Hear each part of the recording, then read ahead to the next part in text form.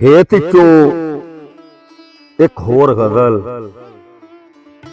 निकल खां रंगां चों तस्वीर हो के वेख तां सही। निकल खां रंगां चों तफसीर, निकल खां रंगां चों तस्वीर हो के वेख तां सही। सफर दे ख्वाब दी ताबीर हो के वेख तां सही। नजर नजर चों दुआवां नूं खैर दिसन पै।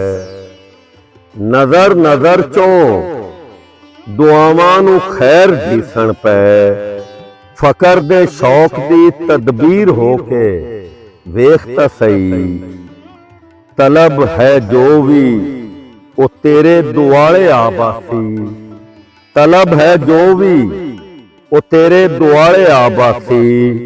तमे दे पैरां नूं जंजीर हो के वेख तां सही।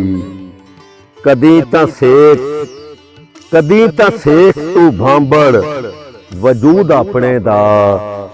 कदी तां सेक तू भांबड़ वजूद अपने दा।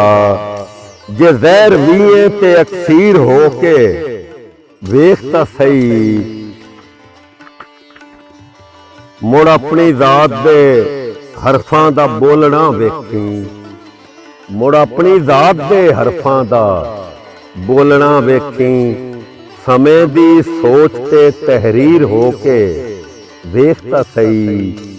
उंज ही तां औखा ही नासर सवाद वखरा है।